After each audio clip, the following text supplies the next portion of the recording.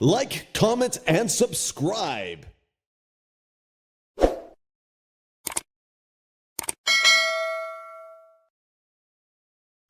Hello दोस्तों, मैं आपका दोस्त इंजीनियर रविचंदी। दोस्तों, बहुत केस ऐसे भी होते हैं कि जो जैसे कोई ठेकेदार हो या मकान मालिक हो, तो बहुत सारी शिकायत देती है सर कि जो हमारा ठेकेदार था वो इस तरीके से हमारी जो बात हुई थी उस तरीके से वो काम नहीं कर रहा है। जो हमारी बात थी वो काम करके नहीं भी दे रहा है और पैसा हमसे बराबर ले रहा है। और कुछ ठेकेदारों की बात होती हैं, जो सवाल होते हैं कमेंट में आते हैं कि सर जो हमारा मकान मालिक है, मैं उनका काम बराबर करूँ बट हमारे पास जो उनका पेमेंट है वो हमें समय से नहीं मिल पाती, जिससे हमें लेबर चलाने में बहुत प्रॉब्लम होती है। तो क्या करें हम कि इस सिचुएशन से कैसे निकलें?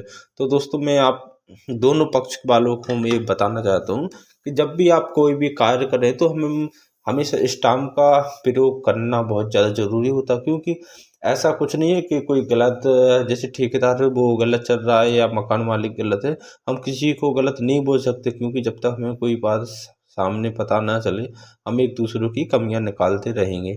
इसके लिए हमारे एक सबसे अच्छा सोल्यूशन ये होता है दोस्तों कि हम जब भी कोई भी कार्य करें तो हम स्टाम्प के जरिए ही काम करें, क्योंकि स्टाम्प के थ्रू जो हम काम करते हैं उसमें कोई गलतफहमी नहीं होती है दोस्तों, बहुत क्लियर तरीके से काम होता है और कोई प्रॉब्लम नहीं होती है। तो ये स्टाम्प क्या होता है दोस्तों, आज उसी के बारे में जानेंगे। वो इसको जो स्टाम्प होता है वो लिखा कैसे जाता है, उसमें क्या क्या प्रोसेस होते हैं, कौन कौन से डॉक्यूमेंट्स लगते हैं दोस्तों। तो आप बने रहिए वीडियो में और वीडियो को स्किप बिल्कुल भी मत कीजिए दोस्तों, क्योंकि यह वीडियो आपके लिए बहुत ही हेल्पफुल होने वाली है। और एक बात बता दूं मैं आपके लिए कि अगर हमारे चैनल पर नए हैं तो प्लीज़ चैनल को सब्सक्राइब ज़रूर करें, क्योंकि ऐसे ही आने वाली वीडियो आपके लिए मिलती रहेंगी सबसे पहले। क्योंकि मैं यूट्यूब पे जितनी वीडियो डाली वो बहुत काम की वो आपके माफिक की होने वाले हैं दोस्तों। तो आप कमेंट, अगर आप चैनल पर नए हैं तो चैनल को सब्सक्राइब ज़रूर करें और वीडियो अच्छी लगे दोस्तों तो शेयर ज़रूर मारें, ताकि और लोगों की भी हेल्प हो सके आपके ज़रिए।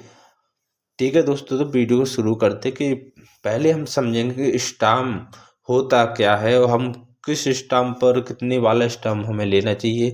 इस पे जो हमारा एग्रीमेंट होता है यानी कि इकरारनामा होता है वो कौन से स्टाम्प पे हमें लिखवाना चाहिए। तो दोस्तों, सबसे पहले जब भी हम कोई भी कार्य कर रहे हो या वहाँ पर बिल्डिंग से रिलेटेड हो या किसी भी चीज़ का ठेका हो, तो आज हम बात करने वाले ठेके वाले के लिए। और तो इसमें दोनों पक्षों के लिए यह वीडियो हेल्पफुल होने वाली, जैसे कि कोई ठेकेदार हो या मकान मालिक हो, तो ये दोनों के लिए हो जाती है। क्योंकि स्टाम्प जो होता है दोस्तों, इसमें हर एक बात क्लियर हो जाती है। सबसे पहले हमारा तो काम शुरू होने से पहले हर एक चीज़ क्लियर हो जाती है, उसके थ्रू हमारा जो काम चल रहा है ना, तो उसमें कोई गलतफहमी नहीं आ पाती, क्योंकि यह हमारी लिखा पढ़ी में होता है दोस्तों। तो वो तो कभी झूठ होने वाला नहीं, ना ही हटने वाला। जो एक बार दोनों की रजामंदी से होगा वो आखिरी तक चलेगा, तो इसका पालन दोनों को ही करना पड़ेगा, मकान मालिक हो या ठेकेदार हो।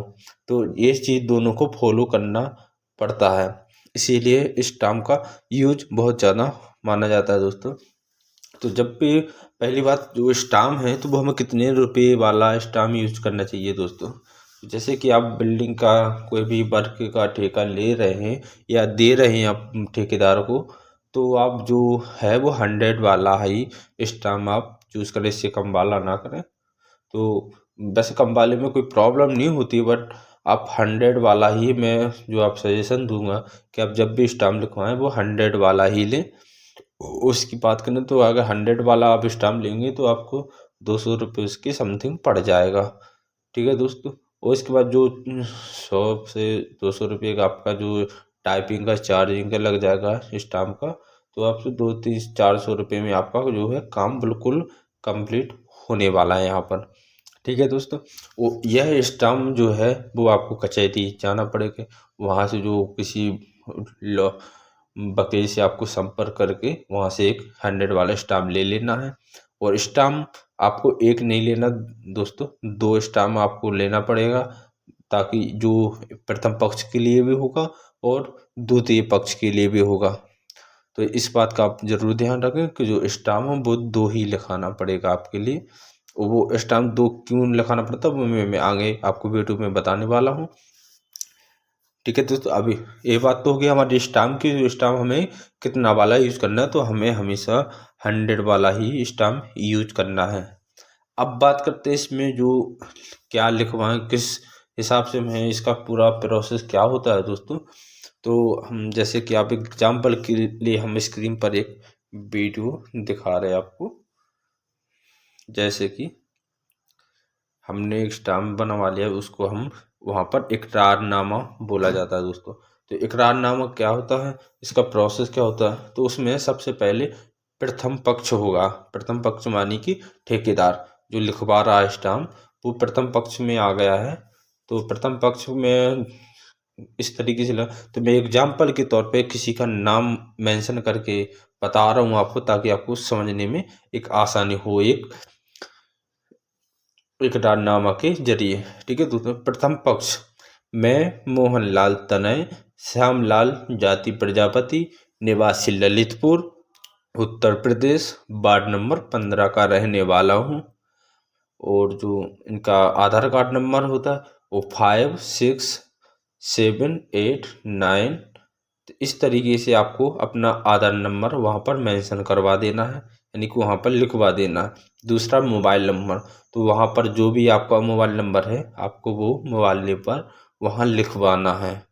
जैसे कि मैं अभी ठेकेदार की बात करूँ, ठेकेदार जो स्टाम्प लिखवा रहा है तो वहाँ पर आपका आधार नंबर भी मेंशन होगा और वहाँ पर आपका मोबाइल नंबर भी लिखा जाएगा। ठीक है दोस्तों, ये चीज़ होगी।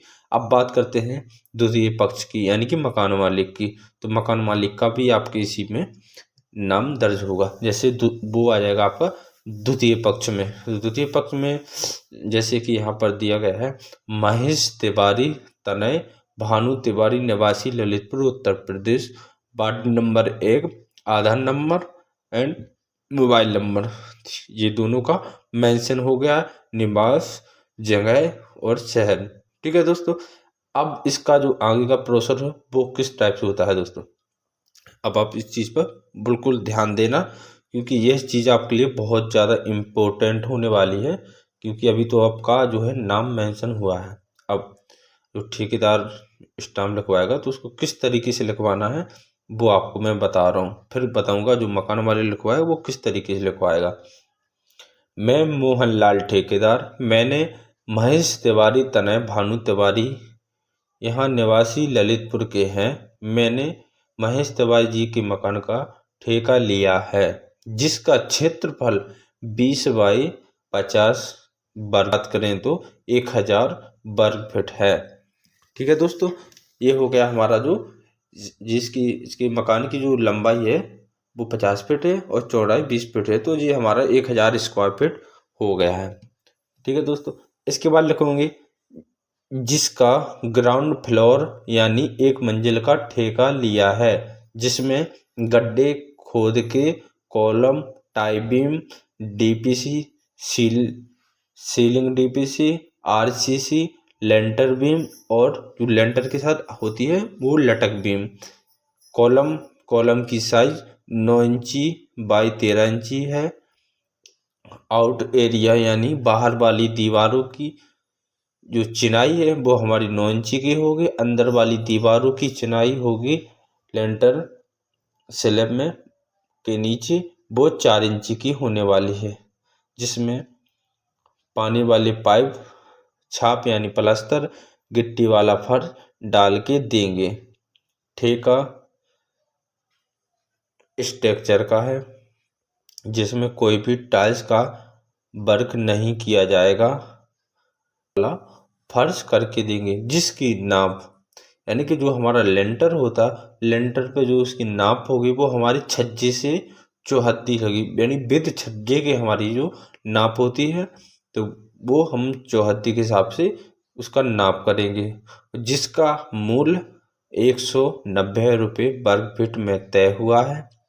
यानी कि जो हमारा 1000 स्क्वायर फीट है जैसे, तो उसका 190 का हम जो गुणा करेंगे तो वो 1,90,000 रुपये हमारा जो इस ठेके का पेमेंट होने वाला है। दूसरी बात, इस चीज़ का आप विशेष ध्यान रखें जो मैं बताने जा रहा हूँ, जो 8 फीट पर RCC रैक निकलता है 2 से 1.5 फीट के समथिंग में, तो उसका वो चार्ज होगा 80 रुपये वर्ग फीट में उसकी नाप होगी। यानी अगर बिल्डिंग के 7 से 8 फीट की लेबर जो रैक निकलवाते हैं 1 फीट में और 1.5 फीट में, अगर वो निकलवा रहे हैं तो उसका फीट 80 रुपये वर्ग फीट में उसकी नाप होती है। वो लेंटर में नाप अलग होता है, उससे उसका चार्ज मकान मालिक को अलग से देना पड़ता है, जिसमें टैंक का चार्ज मकान मालिक देगा। टैंक जो है वो ठेके में इंक्लूड नहीं रहता है। ठीक है, इसमें यह बात बिल्कुल स्पष्ट लिखी हुई है ताकि कोई आगे चल के कन्फ्यूजन ना हो कि इसमें हमारा ठेका था और ठेकेदार उसी में बना कर, नहीं, ये चीज़ अलग होती है, तो इसी हिसाब से स्टाम्प लिखा जाएगा। अब इसके बाद, मैं ठेकेदार मोहनलाल प्रजापति अच्छे मिस्त्री से काम करवाऊंगा और मिक्सचर और वाइब्रेटर का इस्तेमाल करूंगा। मकान का पूरा काम फिनिशिंग और सफाई से होगा, जिसकी जिम्मेदारी मैं ठेकेदार मोहनलाल प्रजापति लेता हूं, जिसकी राशि 4 किस्तों में ली जाएंगी। पहली किस्त काम चालू होने पर 50,000 की ली जाएगी। इसके बाद दूसरी किस्त बॉल लेंटर लेवल होने पर, लेंटर का काम शुरू होने पर दूसरी किस्त 50,000 की ली जाएगी, यानी कि 1 लाख 2 किस्तों में हो गया। तीसरी किस्त प्लस्तर चालू होने पर 50,000 की किस्त मकान मालिक से ली जाएगी। 3 किस्त हो चुकी है यहाँ पर। अब बात हो रही चौथी किस्त की। तो चौथी किस्त काम पूर्ण होने के बाद मकान मालिक को दिखाया जाएगा। मकान मालिक को संतुष्ट करने के बाद हमारा जो 40,000 रुपया है वह मकान मालिक हमें पे कर देगा, यानी कि दे देगा। काम पूरा फिनिशिंग। ठीक है, अब यहाँ पर लिखा जा रहा है आपसी लिखा पढ़ी। पूरे हौस व आवास में यह लिखा पढ़ी की जा रही है। इसमें ना ही कोई नशे का सेवन किया, ना ही कोई पदार्थ का सेवन किए हैं। पूरे हौस और हवास में यह लिखा पढ़ी हो रही है और यह लिखा पढ़ी दोनों पक्ष की सहमति से की जा रही है। अब फिर यहाँ दूसरी साइड में होंगे मकान मालिक के हस्ताक्षर। इसके बाद जो बीच में है हम वहाँ पर गवाह के हस्ताक्षर ले लिए जाएंगे यहाँ पर, क्योंकि गवाह में बहुत ज़्यादा ज़रूरी होता है, क्योंकि दोनों पक्षों के बीच में अगर आगे चले कोई विवाद या कोई भी बात होती है तो गवाह में बहुत ज़्यादा ज़रूरी रहती है। इसका आप विशेष ध्यान रखें। 2 गवाह ठेकेदार के होना चाहिए, 2 गवाह मकान मालिक के होना चाहिए।